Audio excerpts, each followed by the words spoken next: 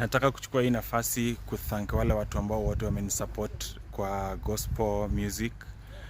Hii nimekuwa nikiimba for this time na sasa imefika mwisho. Nimeamua nianze kuimba ma love songs. So naomba muendelee kunisupport, na wale wasanii ambao wanaimba ma love songs naomba msinione kama competition, msifeel threatened.